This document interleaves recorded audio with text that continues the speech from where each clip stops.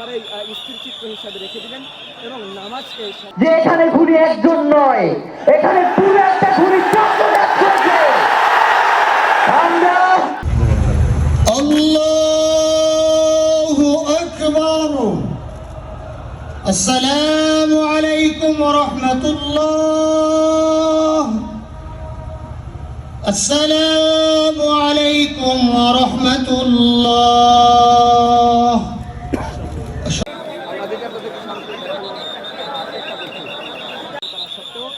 খালি করা সত্ত্বেও কিন্তু তার জায়গাতে একেবারেই স্থির চিত্র হিসাবে রেখে দিলেন এবং নামাজকে সম্মান জানালেন আইন শৃঙ্খলাকারী বাহিনী। যদিও এই জায়গাটিতে একেবারেই সর্বোচ্চ পর্যায়ে রয়েছে নিরাপত্তার জন্য, কিন্তু তবুও আইন শৃঙ্খলাকারী বাহিনী শুধু সম্মানার্থে নামাজের জন্য ধর্মীয় মূল্যবোধকে সামনে রেখে এভাবেই কিন্তু তার জায়গাটি স্থির রেখেই কিন্তু বাকিদেরকে সরিয়ে দিচ্ছেন।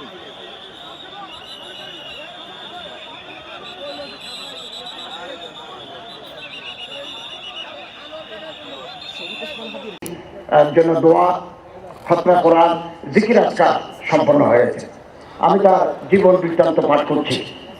1993 সালের 30 জুন ঝালকাঠি জেলার নলছিটি উপজেলার জন্ম নেওয়া কবি শরীফ ওসমান হাদি বাংলাদেশের স্বাধীনতা ও সার্বভৌমত্বের প্রতীক হয়ে উঠেছেন।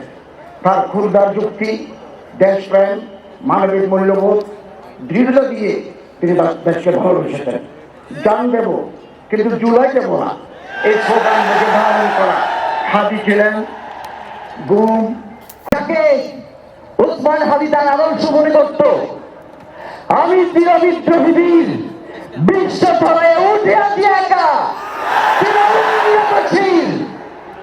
প্রিয় ভাইয়েরা, আপনারা জানেন শরীফ ওসমান হাদিকে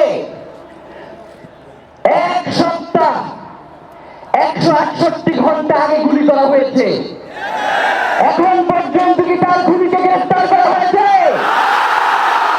সরকারের পক্ষ থেকে এখন পর্যন্ত কি খুনিকে গ্রেফতারের ব্যাপারে আপনাদেরকে আশ্বস্ত করা হয়েছে?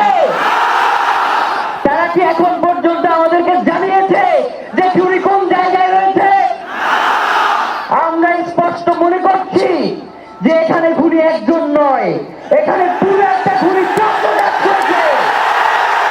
আমরা ইনকিলাব মঞ্চ এবং তার পরিবারের পক্ষ থেকে আপনাদেরকে জানিয়ে দিতে চাই, খুনের পরিকল্পনাকারী, খুনের সহায়তাকারী এবং পুরো খুনি চক্রকে বিচারের আওতায়